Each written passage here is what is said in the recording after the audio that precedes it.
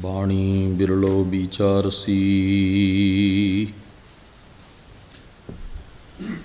ਜੇ ਕੋ ਗੁਰਮੁਖ ਹੋਇ,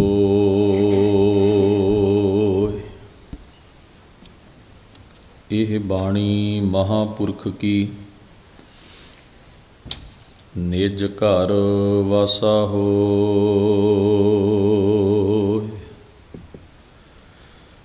ਅੰਮ੍ਰਿਤ ਬਾਣੀ ਹਰ ਹਰ ਤੇਰੀ। ਸੁਣ ਸੁਣ ਹੋਵੈ ਪਰਮ ਗਤ ਮੇਰੀ।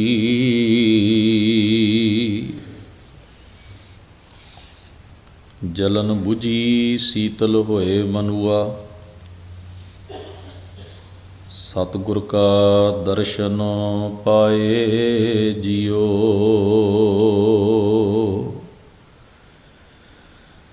ਧੰਨ ਵਾਹਿਗੁਰੂ ਜੀਓ। ਸ਼ਲੋਕ ਮਹਲਾ ਪਹਿਲਾ।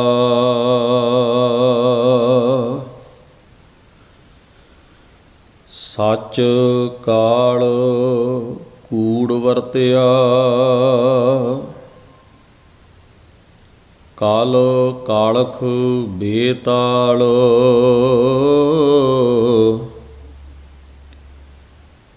ਬੀਓ ਬੀਜ ਪਤ ਲੈ ਗਏ, ਅਬ ਕਿਉਂ ਉਗਵੈ ਦਾਲ।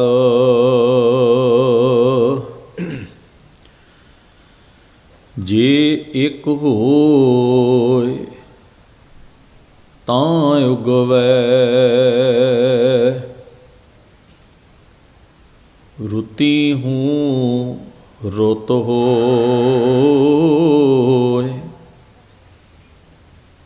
ਨਾਨਕ ਪਾਹੈ ਬਾਹਰਾ, ਕੋਰੈ ਰੰਗ ਨਾ ਸੋਇ। ਭੈ ਵਿੱਚ ਖੁੰਭ ਚੜ੍ਹਾਈਐ, ਸ਼ਰਮ ਪਾਹੁ ਤਨ ਹੋਇ। ਨਾਨਕ ਭਗਤੀ ਜੇ ਰਪੈ, ਕੂੜੈ ਸੋਇ ਨ ਕੋਇ। ਭੈ ਵਿੱਚ ਖੁੰਭ ਚੜ੍ਹਾਈਐ, ਸ਼ਰਮ ਪਾਹੁ ਤਨ ਹੋਇ। ਨਾਨਕ ਭਗਤੀ ਜੇ ਰਪੈ, ਕੂੜੈ ਸੋਇ ਨ ਕੋਇ।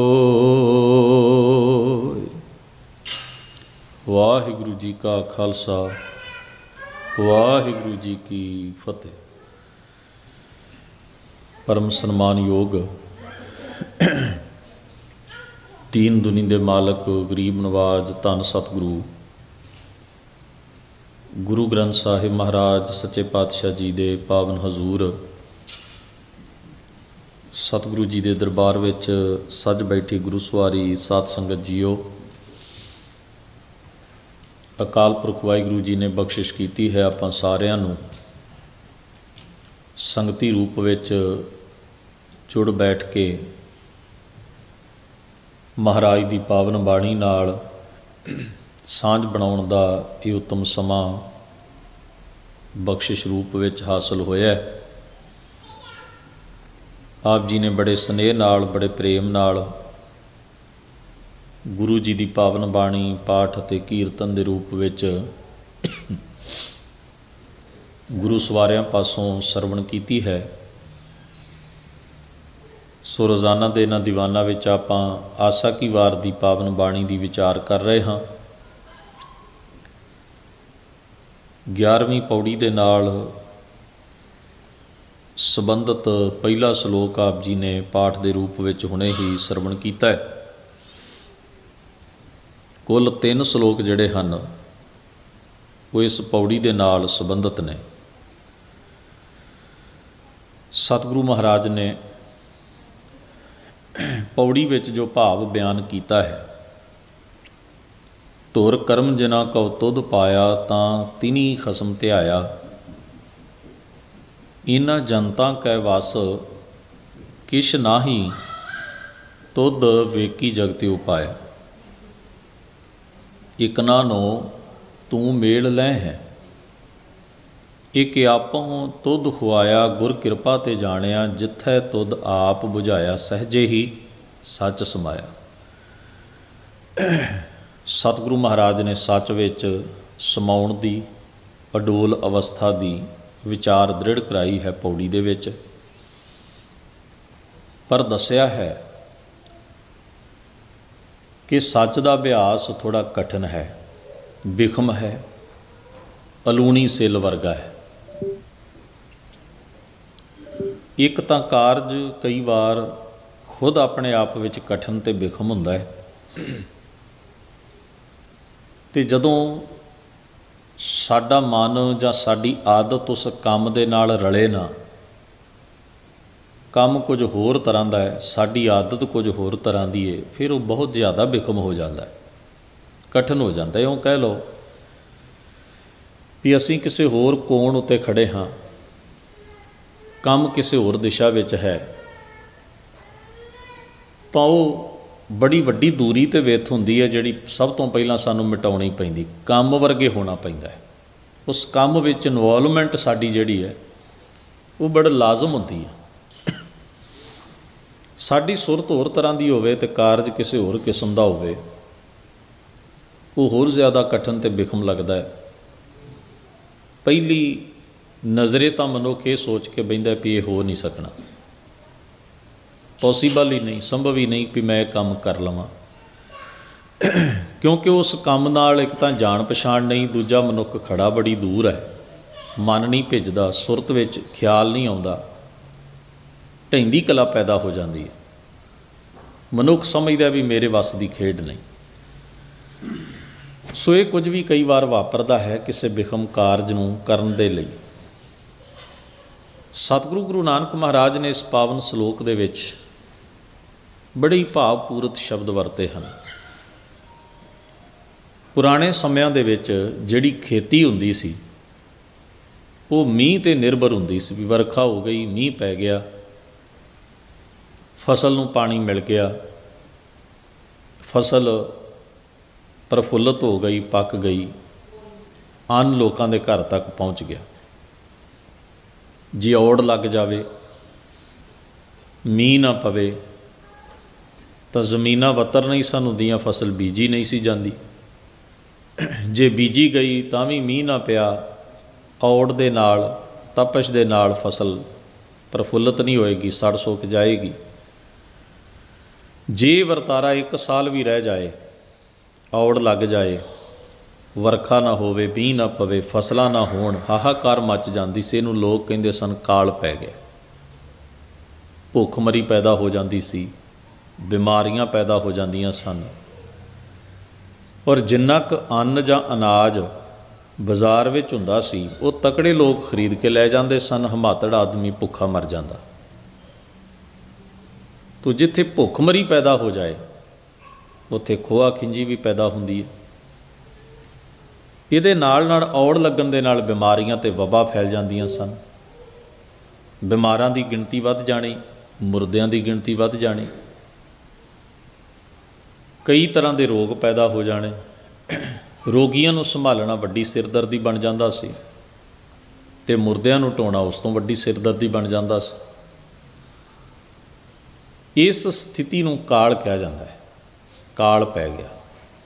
ਪੁਰਾਣੀਆਂ ਲਿਖਤਾਂ ਦੇ ਵਿੱਚ ਸਾਨੂੰ ਅਜਿਹੇ ਸਮਿਆਂ ਦਾ ਜ਼ਿਕਰ ਮਿਲਦਾ ਹੈ ਜਦੋਂ ਜਦੋਂ ਕਿਸੇ ਖਿੱਤੇ ਵਿੱਚ ਕਾਲ ਪਏ ਅਤੇ ਬੇਬਹਾ ਲੋਕ ਵਿਚਾਰੇ ਮੌਤ ਦੇ ਘਾਟ ਉਤਰ ਗਏ, ਮੌਤ ਦੇ ਮੂੰਹ 'ਚ ਜਾ ਪਏ, ਬਿਮਾਰ ਹੋਏ, ਕਿੰਨਾ ਕੁਝ ਗਵਾਚਾ, ਭੁੱਖਮਰੀ ਦੇ ਸ਼ਿਕਾਰ ਹੋਏ। ਇਹ ਸਾਰੀਆਂ ਅਲਾਮਤਾਂ ਪੈਦਾ ਹੋਈਆਂ।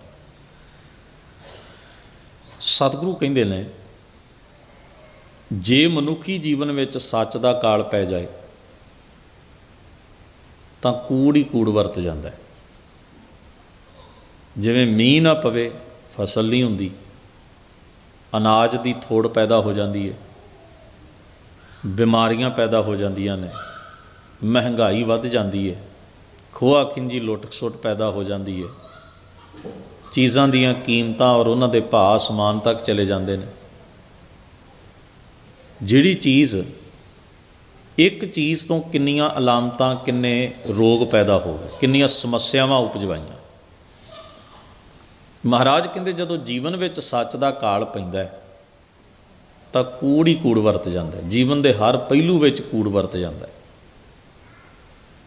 भावें वो राजनीति होवे, भावें वो समाज होवे, भावें वो परिवारक जीवन होवे, ते भावें वो धार्मिक जगत होवे। जिथे सच नहीं उत्थे कूड़ नाल ही गुजारा करनगे लोग, क्योंकि मनुख दा निज, मनुख निजी तौर पर जदों कूड़ विच ग्रसिया जाता है तो वह अपने कूड़ नूं जिथे भी लेके जाता है उत्थे ही उहदा प्रभाव पै जाता है। हजूर कहंदे ने सच काल कूड़ वरत्या, कल कालख बेताल। कल का मतलब है भैड़ी मैली कुचीली बुद्ध, भैड़ी मत, कुचील मत, विगड़ी हुई मत, जिहड़ी कूड़ विच ग्रसी होवे, झूठ विच लगी होवे, उहदे राहीं जिहड़े पाप करदा है मनुख, फिर कूड़ दा आसरा लैके जां इउं कह लो भी झूठ विच ग्रसिया जिहड़े पाप करदा है, वो पੱਧਰ करदा है, मंदे अमल करदा है, वो होर मैल अपने जीवन उत्ते लाई जाता है। जिन्ने पाप करी जाता है, जिन्नी उहदी प्रैक्टिस इस पासे वध जाती है, अभ्यास कूड़ नूं कमाउण दा करी जाता है, अमल अशुद्ध हुंदे ने, पलीत हुंदे ने, सुरत पलीत हुंदी है, ख्याल पलीत हुंदे ने, उन्नी मैल इकट्ठी हुंदी जाती है अंदर, तो उस मैल दे नाल भूतना बन जाता बेताल। वैसे बेताल शब्द का अर्थ है ताल तो खुंझिया, मर्यादा तो वांझा। संगीत सानू सुनना चंगा लगता है, पर जदों सुर और ताल की मिलत हुंदी है तो बहुत ही वधिया रस पैदा होंदा है गाउण वालियां दे राहीं साडे कन्नां विच। पर जे बेसुरा और बेताला हो जाए मनुख, तो अनजान तो अनजान बंदा भी, क्योंकि आपां संगीत बारे नहीं जानते, फिर भी सानू सुनन विच अटपटा लगेगा ये की हो रहा। जिसनों संगीत की बेसिक समझ भी नहीं, वो भी अजिहे गाउण वालियां नूं जिन्हां दी सुर नहीं जां जिन्हां दा ताल नहीं, उन्हां नूं सुणदियां सार ही उन्होंने बड़ा अजीब जिहा फील होएगा भी कोई रस जिहा नहीं आ रहा। और वैसे दुनिया है भी ऐसी, खिमा करना, बेरसियां की कीमत वध करती है, सन्मान वध करती है। इस करके साडे विच राग प्रधान कीर्तन नूं त्याग के ढोलकी चिमटे वाले वध मान सन्मान ले गए। ना कोई सुर है ना ताल है, असी उसे नूं समझिया भी ये गुरबाणी कीर्तन हो रहा। तो बाणी की तुक भी वो नहीं सन सज्जन पढ़ते, तुकां भी वो अपनियां ही जोड़ के लियाउंदे सन, जानी कविता भी अपनी, बाणी का राग प्रबंध भी नहीं वरत्या गया, फिर भी उन्होंने किन्ने दहाकियां तो लोग सिरां ते बिठाई बैठे ने। क्योंकि मजलस उहो जी है ना, जिहो जी खुराक दी उहो जे लोग हो गए, जिहो जे लोग हो गए उहो जे खुराक दी गई, दोवें चीज़ां रल मिल के चली गई। इस करके सानू जदों असी सतगुरु की बाणी नूं पढ़ते हैं तो बेताल का अर्थ है ताल तो खुंझ जाना, ताल तो बाहर चले जाना, जिथे मिलत कोई नहीं। कल कालख बेताल का अर्थ है भी जीव बेमर्यादा वाला जीवन जींदा है, कोई असूल नहीं, कोई निजम नहीं, कोई नैतिकता नहीं, कोई सदाचार नहीं। मनुख के जीवन के कुछ असूल होण, कोई मर्यादा होवे, कोई बंधेज होवे, कोई संजम होवे, कोई नैतिकता होंदी है मनुख की, जिथे जाके उहदी कॉन्शियस कहिंदी है भी नहीं मैं ये काम अलाउ नहीं करता। कोई सदाचार होंदा है मनुख का भी नहीं मैं इस चीज़ को गुनाह समझदा नहीं करांगा। पर जिथे चीज़ां होणी ना कोई सदाचार ना होवे, कोई नैतिकता ना होवे, कोई असूल ना होवे, कोई सच्चाई ना होवे, उत्थे काहदा बंधेज है? हुण जरा सोच के वेखो, जिथे बंदे कोल धर्म भी नहीं ते शर्म भी नहीं, शर्म धर्म दोए शब खलोए, उत्थे कूड़ ही श्रोमणी होएगा। कल कालख बेताल महाराज कहते ने वो कूड़ नूं कमा कमा के बेमर्यादत हो जाता है, बेअसूला हो जाता है, नैतिकता ते सदाचार तो बिल्कुल उहदे अंदरों अभाव हो जाता इन्हां चीज़ों का। फिर उन्होंने तुसीं वास्ता भी नहीं पा सकते। ध्यान रखियो, वास्ता भी उत्थे पैंदा है। किसी नूं वास्ता पाउणा भी ना कर, ध्यान जदों उहनूं तुसीं ये गल्लां दा उहदे ते असर ही कोई नहीं, क्योंकि किसी चीज़ का बझा होया नहीं। कैसी खतरनाक दशा है मनुख के अंतरात्मे की, जिन्हों गुरु नानक साहब ने चितरिया। फिर हजूर कहते ने बीओ बीज पत लै गए। इस पंक्ति दे दो तरह अर्थ विद्वानां ने कीते ने। पहला यह है भी एक वो ने जेड़े धर्माचार्य बहुत उगे रब्बी प्यारे, जिन्हां ने नाम दा असूल दा बीज बीजिया, तो उहदे राहीं जिहड़ी इज्जत सन्मान है वो उन्हां दे नाल ही चली जाती है। यानी कि वो सन्मान उन्हां ने कमाया हुंदा ते उन्हां दा ही हुंदा है। मगरों तां लोक उन्हां दे सन्मान नूं वरतदे ने। जिवें आपां अपने वड्डियां दा सन्मान करदे हां, तो उन्हां दे सन्मान नूं असीं ते खा खर्च रहे, उहदे च वाधा वुधा कोई नहीं कर रहा। सच्चाई तां इह है, जां तां होवे ना भी साडी करनी करके साडे वड्डियां दे नां नूं चार चंद, इहो जिहा तो कोई काम असीं कीता नहीं। सदियां बीत गईयां तकरीबन, बहु गिणती, मान लो किसी भी धर्म नूं मनण वाली जिहड़ी बहु गिणती है, किन्ना कुछ उन्हां असूलों ते चलदी है, जिहड़े असूल उन्हां दे पैगंबरां ने, उन्हां दे गुरुआं ने, उन्हां दे वड्डियां ने उन्हां नूं दित्ते। बहुते तां असीं उन्हां असूलों दा घाण ही करदे हां, रल मिल के उन्हां असूलों नूं तोड़दे हां। उन्हां दा जिहड़ा सन्मान है उन्हूं वरतदे हां असीं अपने भले लई, अपने गुजारे लई। उहदे च इजाफा कोई नहीं, वाधा कोई नहीं करदे। इस करके सगों उन्हां दे असूल जिहड़े उन्हां ने सानूं दित्ते हुंदे ने, उन्हां दे नां ते कलेश जरूर करदे हां। उन्हां ने एक गल कही हुंदी, असीं 20 बना लैंदे हां। मगरों उन्हां ने एक असूल दिता है, उस असूल नूं असीं हिस्सिਆਂ 'ਚ वंड लिया।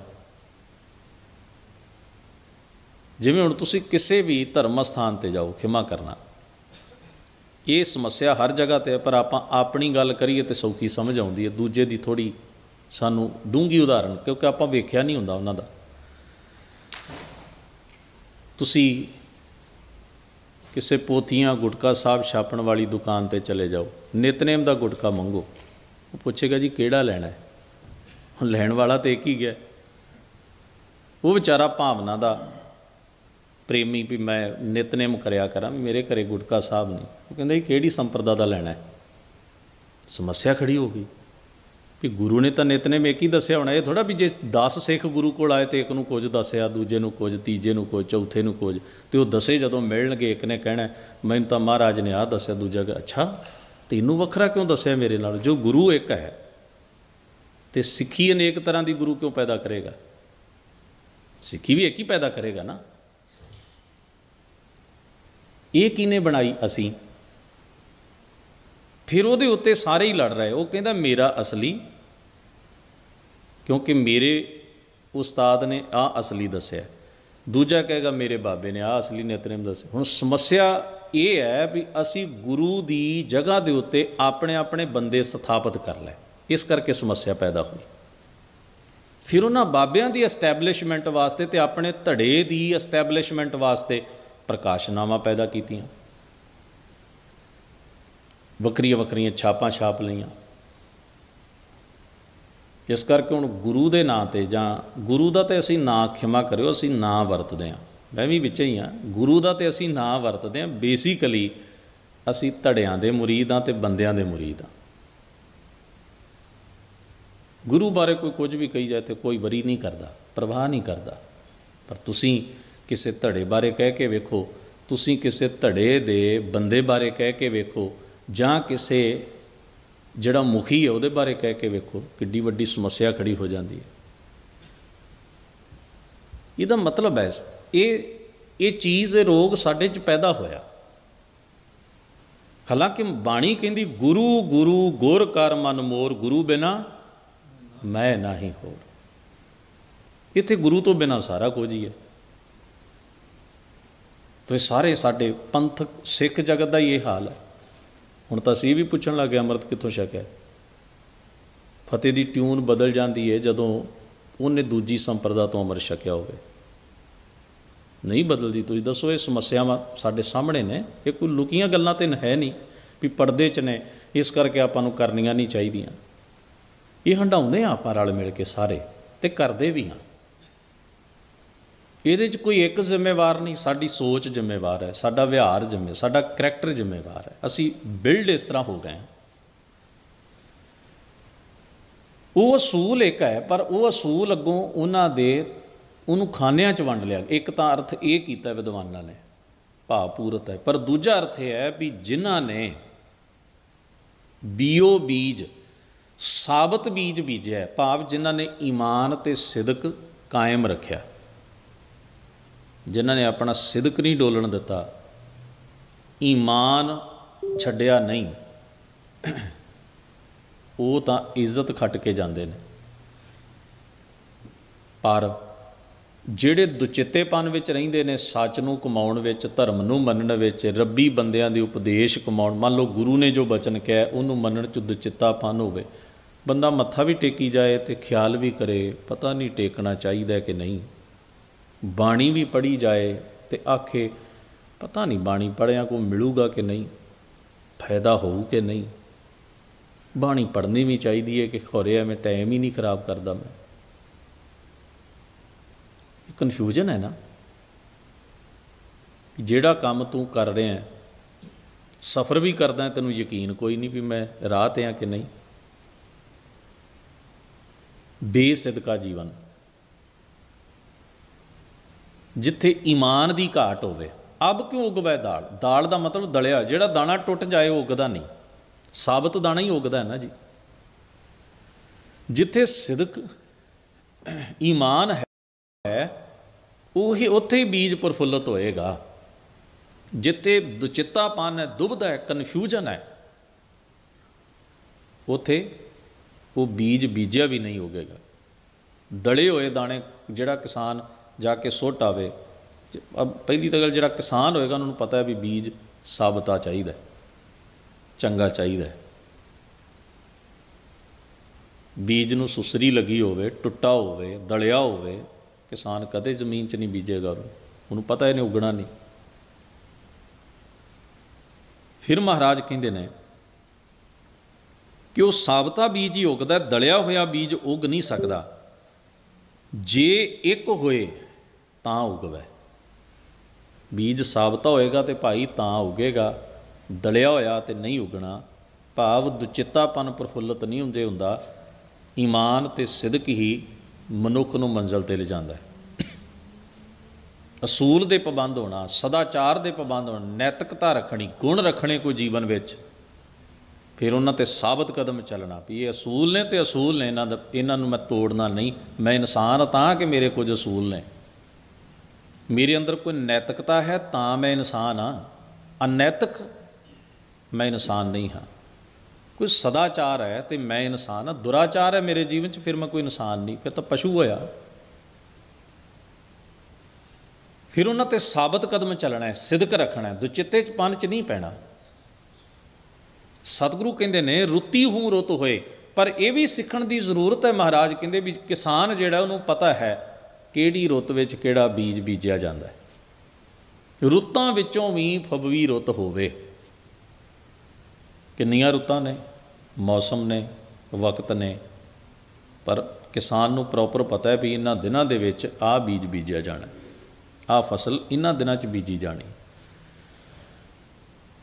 ਇਸੇ ਵਾਸਤੇ ਮਹਾਰਾਜ ਕਹਿੰਦੇ ਆਪ ਕਲੂ ਆਇਓ ਰੇ, ਇੱਕ ਨਾਮ ਬੋਵੋ ਬੋਵੋ, ਅਨ ਰੁੱਤ ਨਹੀਂ ਨਹੀਂ। ਹਰ ਚੀਜ਼ ਦਾ ਇੱਕ ਵਕਤ ਹੈ, ਇੱਕ ਪ੍ਰੋਸੈਸ ਹੈ।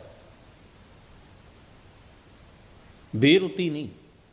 ਕੋਈ ਗੱਲ ਕਿਸੇ ਜਗ੍ਹਾ 'ਤੇ ਕਹੀ ਹੀ ਚੰਗੀ ਲੱਗਦੀ ਹੈ, ਉਹਨੂੰ ਗਲਤ ਜਗ੍ਹਾ 'ਤੇ ਜਾ ਕੇ ਕਹੋਗੇ ਤਾਂ ਸਮੱਸਿਆ ਖੜੀ ਕਰ ਦੇਗੀ, ਉਗਣ ਦੀ ਬਜਾਏ ਵੇਸਟ ਹੋ ਜਾਏਗੀ।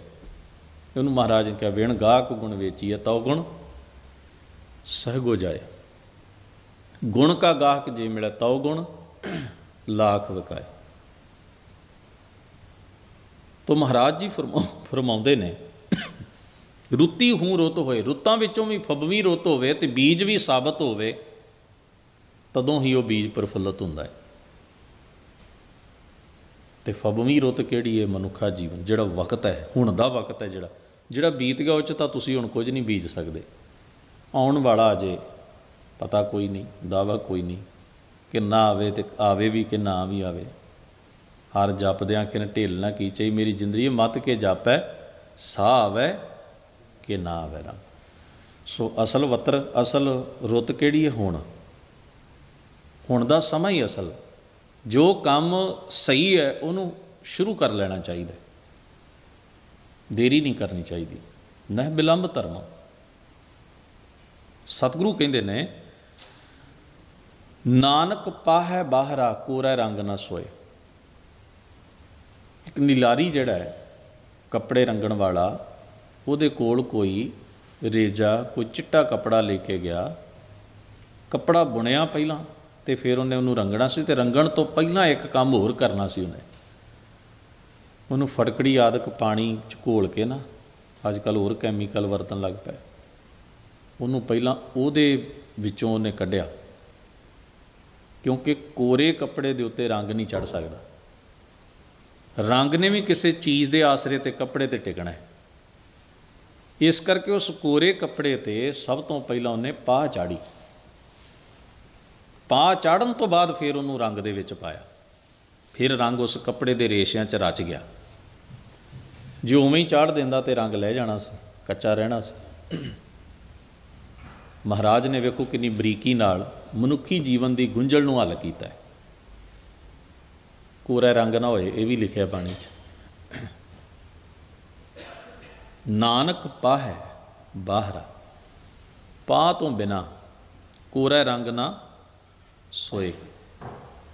ਕੋਰੇ ਕੱਪੜੇ 'ਤੇ ਰੰਗ ਨਹੀਂ ਚੜ੍ਹ ਸਕਦਾ। ਇਸੇ ਤਰ੍ਹਾਂ ਜਿਹੜਾ ਮਨ ਕੋਰਾ, ਇਹਨੂੰ ਪਹਿਲਾਂ ਪਾਹ ਚਾੜ੍ਹਨੀ ਪੈਣੀ ਹੈ। ਪਾਹ ਚਾੜਨ ਦੇ ਨਾਲ ਇੱਕ ਤਾਂ ਇਹਦੀ ਮੈਲ ਨਿਕਲੇਗੀ, ਤੇ ਦੂਜਾ ਇਸ ਯੋਗ ਬਣੇਗਾ ਵੀ ਇਹਦੇ 'ਤੇ ਰੰਗ ਚੜ੍ਹ ਜਾਏ। ਹੁਣ ਪੁੱਛੀਏ ਮਹਾਰਾਜ ਨੂੰ ਵੀ ਉਹ ਪਾਹ ਕਾਹਦੀ ਚਾੜੀ ਹੈ? ਰੰਗ ਤੇ ਹੋ ਗਿਆ ਰੱਬ ਦਾ ਨਾਮ ਸੱਚ, ਕੱਪੜਾ ਹੋ ਗਿਆ ਮਨ, ਇਹ ਪਾਹ ਕਾਹਦੀ ਚਾੜ੍ਹਨੀ ਹੈ? ਹਜ਼ੂਰ ਕਹਿੰਦੇ ਭੈ ਵਿੱਚ ਖੁੰਬ ਚੜ੍ਹਾਈ ਹੈ। ਭੈ ਦਾ ਮਤਲਬ ਹੈ ਜੀ ਅਦਬ, ਭੈ ਭਾਵਨੀ, ਰਿਸਪੈਕਟ, ਸਤਿਕਾਰ। ਆਪਾਂ ਵੀ ਥੋੜ੍ਹਾ ਬਹੁਤ ਜਿੰਨਾ ਕਿਸੇ ਨੂੰ ਵਕਤ ਜਾਂ ਮਤਬੁੱਧ ਸੀ, ਆਪਾਂ ਸਾਰੇ ਹੀ ਸਕੂਲਾਂ 'ਚ ਕਾਲਜਾਂ 'ਚ ਕਿਸੇ ਨਾ ਕਿਸੇ ਉਸਤਾਦਾਂ ਤੋਂ ਕੁਝ ਪੜ੍ਹ ਕੇ ਆਏ ਹਾਂ, ਜਿੰਨੇ ਵੀ ਆਪਾਂ ਬੈਠੇ ਹਾਂ। ਇੱਕ ਗੱਲ ਨੂੰ ਤੁਸੀਂ ਤਜਰਬੇ 'ਚੋਂ ਸਮਝਿਓ, ਜਿਸ ਉਸਤਾਦ ਦਾ ਆਦਰ ਸਾਡੇ ਮਨ 'ਚ ਜ਼ਿਆਦਾ ਰਿਹਾ ਹੈ ਨਾ, ਉਹਦੀ ਗੱਲ ਆਪਾਂ ਸੁਣੀ ਜ਼ਿਆਦਾ ਹੈ ਅਤੇ ਸਿੱਖਿਆ ਵੀ ਉਹਦੇ ਕੋਲੋਂ ਹੀ ਜ਼ਿਆਦਾ ਹੈ। ਅਤੇ ਜਿਹਦਾ ਅਸੀਂ ਅਦਬ ਨਹੀਂ ਨਾ ਕੀਤਾ ਕਿਸੇ ਕਾਰਨ, ਉਹ ਤੋਂ ਸਿੱਖ ਵੀ ਅਸੀਂ ਕੁਝ ਨਹੀਂ ਪਾਏ। ਉਹਦੀ ਹਰ ਕਈ ਗੱਲ ਸਾਨੂੰ ਫਜ਼ੂਲ ਲੱਗਦੀ ਰਹੀ, ਉਹ ਬੰਦਾ ਹੀ ਸਾਨੂੰ ਚੰਗਾ ਨਹੀਂ ਸੀ ਲੱਗਦਾ। ਇੱਕ ਚੀਜ਼ ਧਿਆਨ ਵਿੱਚ ਰੱਖਣਾ, ਅਦਬ ਪਹਿਲੀ ਨਿਸ਼ਾਨੀ ਹੈ ਜਿਹੜੀ ਸਾਨੂੰ ਕਿਸੇ ਦੇ ਨੇੜੇ ਕਰਦੀ ਹੈ। ਜੇ ਤੁਸੀਂ ਕਿਸੇ ਦੀ ਰਿਸਪੈਕਟ ਨਹੀਂ ਕਰੋਗੇ ਤਾਂ ਉਹਦੇ ਨੇੜੇ ਨਹੀਂ ਹੋ ਸਕਦੇ। ਤੁਸੀਂ ਲੱਖ ਹੀ ਯਤਨ ਕਰੋ। ਗੱਲਾਂ ਕਰਨ ਦਾ ਕੀ ਹੈ? ਮੈਂ ਕਿਸੇ ਨੂੰ ਕਹੀ ਜਾਵਾਂ ਮੈਂ ਜੀ ਤੁਹਾਡਾ ਬੜਾ ਸਤਿਕਾਰ ਕਰਾਂ, ਕਾਹਦਾ ਸਤਿਕਾਰ ਕਰਦਾ? ਮੈਂ ਵਿਹਾਰ ਨਹੀਂ ਦੱਸਦਾ ਬੰਦੇ ਦਾ। ਇਸੇ ਤਰ੍ਹਾਂ ਤੁਸੀਂ ਗੌਰ ਕਰਿਓ, ਅਗਰ ਘਰ ਵਿੱਚ ਬੱਚਾ ਵੀ ਹੈ ਨਾ, ਅੱਜ ਦੇ ਯੁੱਗ ਵਿੱਚ ਬੱਚੇ ਨੂੰ ਤੁਸੀਂ ਰਿਸਪੈਕਟ ਨਹੀਂ ਨਾ ਦਿਓਗੇ, ਉਹ ਤੁਹਾਡੇ ਤੋਂ ਦੂਰ ਹੋ ਜਾਏਗਾ। ਉਹਨੂੰ ਲੱਗੇਗਾ ਇਹ ਮੈਨੂੰ ਚੰਗਾ ਨਹੀਂ ਸਮਝਦਾ। ਉਹਦੇ ਮਨ 'ਚੋਂ ਕੰਧ ਉਸਰ ਜਾਣੀ ਜਿਹੜੀ ਤੁਸੀਂ ਸਾਰੀ ਜ਼ਿੰਦਗੀ ਬਾਅਦ 'ਚ ਢਾਹ ਨਹੀਂ ਸਕੋਗੇ। ਬੱਚੇ ਨੂੰ ਲਾਡ ਕਰਨ ਦਾ ਅਰਥ ਪਤਾ ਕੀ ਹੁੰਦਾ? ਉਹਦੇ ਮਨ 'ਚ ਆਪਣੀ ਰਿਸਪੈਕਟ ਪੈਦਾ ਕਰਨੀ, ਕਿਉਂਕਿ ਬੱਚਾ ਮਹਿੰਗੀਆਂ ਉੱਚੀਆਂ ਗੱਲਾਂ ਨਹੀਂ ਸਮਝਦਾ। ਉਹਨੂੰ ਲਾਡ ਕਰ ਕਰਕੇ ਅਸੀਂ ਉਹਦੇ ਦਿਲ 'ਚ ਥਾਂ ਬਣਾਉਂਦੇ ਹਾਂ। नहीं तो उन्होंने तुसी वीडियो गेम दे दो, उन्होंने तुहाडी लोड़ नहीं, सारा दिन बैठा रहेगा वो। पर जे तुसी ਉਹਦਾ ਮੂੰਹ नहीं ਚੁੰਮੋਗੇ, ਉਹਨੂੰ ਗਲ ਨਾਲ नहीं ਲਾਓਗੇ, ਉਹਨੂੰ ਉਹਦੇ ਨਾਲ ਬਹਿ ਕੇ ਰੋਟੀ नहीं ਖਾਓ, ਗੱਲਾਂ नहीं ਕਰੋਗੇ, ਤੁਸੀਂ ਉਹਦੇ ਦਿਲ 'ਚ ਥਾਂ ਨਹੀਂ ਬਣਾ ਸਕਦੇ। ਕਿਉਂਕਿ ਉਹਨੂੰ ਲੈਕਚਰ ਨਾਲ ਤੁਸੀਂ ਉਹਦੇ ਦਿਲ 'ਚ ਥੋੜ੍ਹਾ ਥਾਂ ਬਣਾ ਸਕਦੇ ਆ। ਉਹਨੂੰ ਪਤਾ ਵੀ ਇਹਨੇ ਸੀਨੇ ਤਾਂ ਮੈਨੂੰ ਕਦੀ ਲਾਇਆ ਨਹੀਂ, ਮੇਰੇ ਨਾਲ ਬਹਿ ਕੇ ਇਹਨੇ ਕਦੇ ਇੱਕ ਥਾਲੀ 'ਚ ਰੋਟੀ ਨਹੀਂ ਖਾਧੀ, ਕਦੇ ਮੇਰੇ ਨਾਲ ਗੱਲ ਨਹੀਂ ਕੀਤੀ, ਜਦੋਂ ਆਉਂਦਾ ਲੈਕਚਰ ਹੀ ਦਿੰਦਾ। ਇਹਦੇ ਨਾਲੋਂ ਜ਼ਿਆਦਾ ਪਿਆਰ ਤਾਂ ਮੈਨੂੰ ਮੇਰਾ ਟੀਚਰ ਕਰਦਾ, ਹਾਲਾਂਕਿ ਉਹ ਵੀ ਲੈਕਚਰ ਦਿੰਦਾ। ਉਹਨੂੰ ਅਸੀਂ ਲਾਡ ਕੇ ਨਹੀਂ, ਜਿਹੜਾ ਬੱਚੇ ਦੇ ਦਿਲ ਵਿੱਚ ਅਸੀਂ ਰਿਸਪੈਕਟ ਪੈਦਾ ਕਰਦੇ ਹਾਂ ਨਾ ਆਪਣੀ, ਉਹ ਲਾਡ ਰਾਹੀਂ ਕਰਦੇ ਹਾਂ, ਸਨੇਹ, ਉਹ ਡੋਜ਼ ਦਿੰਦੇ ਹਾਂ ਅਸੀਂ ਵੀ ਅਸੀਂ ਤੇਰੀ ਕੇਅਰ ਕਰਦੇ ਹਾਂ, ਤੂੰ ਸਾਡੇ ਲਈ ਇੰਪੋਰਟੈਂਟ ਹੈ, ਅਸੀਂ ਤੈਨੂੰ ਆਪਣੇ ਦਿਲ ਵਿੱਚ ਸਪੇਸ ਦਿੱਤੀ ਹੈ, ਜਗ੍ਹਾ ਦਿੱਤੀ ਹੈ। ਉਹ ਚੀਜ਼ ਅੱਗੇ ਵਰਕ ਕਰੇਗੀ। ਫਿਰ ਤੁਹਾਨੂੰ ਉਹਨੂੰ ਲੈਕਚਰ ਦੇਣ ਦੀ ਲੋੜ ਨਹੀਂ ਵੀ ਪੁੱਤ ਅਸੀਂ ਪਿਆਰ ਕਰਨ। ਉਹਨੇ ਜਦ ਮਾਣਿਆ ਹੋਏਗਾ ਨਾ ਪਿਆਰ, ਤੇ ਉਹ ਮੰਨੇਗਾ, ਉਹਦੇ ਦਿਲ 'ਚ ਹੋਏਗੀ ਇਹ ਗੱਲ, ਉਹਨੂੰ ਕਿਸੇ ਨੂੰ ਦੱਸਣ ਦੀ ਲੋੜ ਨਹੀਂ ਪੈਣੀ। ਪ੍ਰੇਮ ਐਸੀ ਵਸਤੂ ਹੈ, ਇਹ ਤੁਹਾਨੂੰ ਟੈਗ ਲਾ ਕੇ ਨਹੀਂ ਫਿਰਨਾ ਪੈਂਦਾ। ਇਹ ਤੁਸੀਂ ਤੁਹਾਡੇ ਵਿਹਾਰ 'ਚੋਂ ਜਦੋਂ ਪ੍ਰੇਮ ਇਹੋ ਜਿਹੀ ਸ਼ੋਅ ਹੈ ਜੀ, ਜਿਹਨੂੰ ਮਿਲ ਗਈ ਉਹਨੇ ਤੁਹਾਡੇ ਨੇੜੇ ਹੋ ਜਾਣਾ। ਮੈਂ ਅਕਸਰ ਇਹ ਉਦਾਹਰਣ ਸਾਂਝੀ ਕਰਦਾ, ਪੱਤਝੜ ਦੇ ਮੌਸਮ, ਜਾਂ ਮੰਨ ਲਓ ਕੋਈ ਰੁੱਖ ਸੁੱਕਾ ਹੋਵੇ, ਗਰਮੀ ਹੈ, ਧੁੱਪੇ ਤੁਸੀਂ ਸਫ਼ਰ ਕਰ ਰਹੇ ਹੋ, ਸੁੱਕੇ ਹੋਏ ਰੁੱਖ ਦੇ ਛਾਵੇਂ ਕੌਣ ਜਾ ਕੇ ਖਲੋਂਦਾ ਹੈ? ਉਹਦੀ ਛਾਂ ਹੀ ਨਹੀਂ ਹੁੰਦੀ। ਛਾਂਦਾਰ ਰੁੱਖ ਦੇ ਉੱਤੇ ਹੀ ਪੰਛੀ ਆਲਣਾ ਪਾਉਣਗੇ, ਮੁਸਾਫਰ ਉਹਦੇ ਥੱਲੇ ਰੁਕਣਗੇ। ਜਿੱਥੇ ਕੁੜੱਤਣ ਹੋਏਗੀ ਨਾ ਜੀ, ਕੋਲ ਕੋਈ ਨਹੀਂ ਆਏਗਾ, ਇਹ ਸੋਚ ਲੈਣਾ। ਪ੍ਰੇਮ ਤੇ ਉਹ ਛਾਂ ਹੈ, ਪੰਛੀ ਦੂਰੋਂ ਆਉਂਦੇ ਨੇ ਉੱਡ ਕੇ। ਰਿਸਪੈਕਟ, ਸਤਿਕਾਰ, ਤੇ ਸਤਿਕਾਰ ਤੇ ਰਿਸਪੈਕਟ ਉਹਦੇ ਦਾ ਮੁਤਾਜ ਨਹੀਂ ਜੀ ਹੁੰਦਾ। ਮੈਂ ਇੱਕ ਜਗ੍ਹਾ ਤੋਂ ਇੱਕ ਕਹਾਣੀ ਪੜ੍ਹੀ, ਉਹ ਕਹਿੰਦੇ ਨੇ ਇੱਕ ਦਿਨ ਇੱਕ ਬੌਸ ਨੇ ਆਪਣੇ ਜਿਹੜਾ ਉਹਦਾ ਚਪੜਾਸੀ ਸੀ ਨਾ, ਪਾਣੀ ਲਿਆਉਣਾ, ਘੰਟੀ ਵਜਾਉਣੀ, ਬਾਹਰੋਂ ਆਏ ਨੂੰ ਅੰਦਰ ਭੇਜਣਾ, ਉਸ ਆਫਿਸਰ ਨੇ ਉਹਨੂੰ ਇੱਕ ਦਿਨ, ਉਹਦੇ ਕੋਲ ਸਮਾਂ ਸੀ, ਤੇ ਉਹਨੂੰ ਅੰਦਰ ਸੱਦਿਆ ਆਫਿਸ 'ਚ। ਆਪ ਉਹਨੇ ਚਾਹ ਬਣਾਈ ਅਤੇ ਇੱਕ ਕੱਪ ਉਹਨੂੰ ਦਿੱਤੀ, ਇੱਕ ਆਪ ਜਿਹੜੇ ਉਹਦੇ ਕੁਲੀਗ ਸਨ ਆਫਿਸਰ ਦੇ, ਉਹਨਾਂ ਨੇ ਇਤਰਾਜ਼ ਕੀਤਾ ਵੀ ਤੂੰ ਇਹਨੂੰ ਸਿਰ ਚੜ੍ਹਾ ਰਿਹਾ। ਚਪੜਾਸੀਆਂ ਨੂੰ ਵੀ ਕੋਈ ਨਾਲ ਬਿਠਾ ਕੇ ਚਾਹ ਪਿਆਉਂਦਾ? ਕਹਿਣ ਲੱਗਿਆ ਸਿਰ ਨਹੀਂ ਚੜ੍ਹਾ ਰਿਹਾ, ਇਹ ਬੰਦਾ ਬਾਹਰ ਬਹਿੰਦਾ ਤੇ ਮੇਰੀ ਜਾਨ ਸੁਖੀ ਹੈ, ਤੇ ਇਹ ਲੱਗਦੀ ਹੈ ਬੈਠੇ ਨੂੰ ਪਾਣੀ ਲਿਆ ਦਿੰਦਾ, ਚਾਹ ਦੀ ਲੋੜ ਹੈ ਤੇ ਚਾਹ ਲਿਆ ਦਿੰਦਾ, ਰੋਟੀ ਖਾਣਾ ਭਾਂਡੇ ਚੁੱਕ ਕੇ ਲੈ ਜਾਂਦਾ ਹੈ, ਮੇਰੇ ਆਉਂਦਿਆਂ ਨੂੰ ਦਫ਼ਤਰ ਸਾਫ਼ ਕਰਕੇ ਰੱਖਦਾ ਹੈ। ਕੋਈ ਕਿਸੇ ਨੇ ਵੀ ਬਾਹਰੋਂ ਆਉਣਾ ਹੋਵੇ, ਪਹਿਲਾਂ ਮੈਨੂੰ ਪੁੱਛਦਾ ਜੀ ਉਹਨੂੰ ਅੰਦਰ ਆਉਣ ਦਿਆਂ ਕਿ ਰਹਿਣ ਦਿਆਂ। ਮੇਰੇ ਬਦਲੇ ਕਈ ਝੂਠ ਬੋਲਦਾ ਲੋਕਾਂ ਨੂੰ ਵੀ ਉਹ ਹੈ ਨਹੀਂ ਜੀ, ਬਿਜ਼ੀ ਨੇ। ਇਹ ਬੰਦਾ ਬਾਹਰ ਨਾ ਹੋਵੇ ਤੇ ਮੇਰੇ ਲਈ ਸਮੱਸਿਆਵਾਂ ਕਿੰਨੀਆਂ ਨੇ, ਜਰਾ ਸੋਚ ਕੇ ਵੇਖੋ।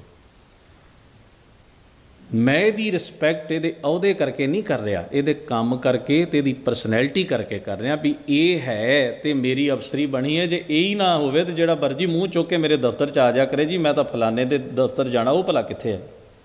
ਮੈਂ ਤਾਂ ਇੱਥੇ ਲੋਕਾਂ ਨੂੰ ਪਤਾ ਹੀ ਦੱਸਦਾ ਫਿਰਾਂ। ਠੀਕ ਹੈ, ਇਹਦਾ ਅਹੁਦਾ ਮੇਰੇ ਤੋਂ ਛੋਟਾ ਹੈ, ਸਤਿਕਾਰ ਤਾਂ ਇਹਦਾ ਮੇਰੇ ਤੋਂ ਛੋਟਾ ਨਹੀਂ ਨਾ। ਕਿੰਨੀ ਕੀਮਤੀ ਗੱਲ ਹੈ। ਉਮਰ ਛੋਟੀ ਵੱਡੀ ਹੋ ਸਕਦੀ ਹੈ, ਅਹੁਦਾ ਛੋਟਾ ਵੱਡਾ ਹੋ ਸਕਦਾ ਹੈ, ਧਨ ਪਦਾਰਥ ਥੋੜ੍ਹਾ ਜ਼ਿਆਦਾ ਹੋ ਸਕਦਾ ਹੈ, ਰਿਸਪੈਕਟ ਥੋੜ੍ਹੀ ਜ਼ਿਆਦਾ ਨਹੀਂ ਹੋ ਸਕਦੀ। ਉਹ ਪ੍ਰੋਪਰ ਹੀ ਹੁੰਦੀ ਹੈ, ਇੱਕੋ ਜਿਹੀ ਹੁੰਦੀ ਹੈ। ਪਰ ਸਾਡੇ ਸਮਾਜ 'ਚ ਇਸ ਚੀਜ਼ ਦੀ ਕਮੀ ਹੈ। ਹਾਲਾਂਕਿ ਪੱਛਮੀ ਸਮਾਜ ਦੇ ਵਿੱਚ ਇਸ ਚੀਜ਼ ਦੀ ਕਮੀ ਨਹੀਂ, ਸਾਡੇ 'ਚ ਬਹੁਤ ਹੈ।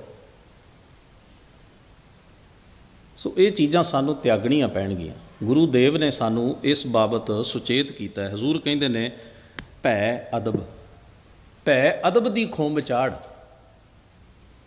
ਖੁੰਬ ਚਾੜਨ ਦਾ ਮਤਲਬ ਭਾਪ ਦੇ ਕੇ ਉਹ ਕੱਪੜੇ ਦੀ ਮੈਲ ਕੱਢੀ। ਪਰਮੇਸ਼ਰ ਦਾ, ਗੁਰੂ ਦਾ ਅਦਬ ਰੱਖ ਆਪਣੇ ਅੰਦਰ। ਭੈ ਵਿੱਚ ਖੁੰਬ ਚੜ੍ਹਾਈ ਹੈ। ਸ਼ਰਮ, ਸ਼ਰਮ ਦਾ ਮਤਲਬ ਹੁੰਦਾ ਜੀ ਮੁਸ਼ੱਕਤ, ਘਾਲਣਾ, ਪ੍ਰੈਕਟਿਸ।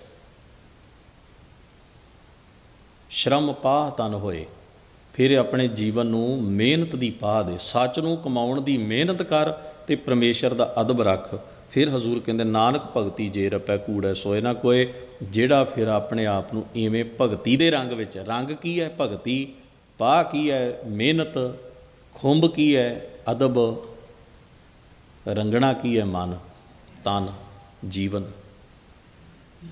फिर महाराज कहते कूड़ै सोए ना कोए,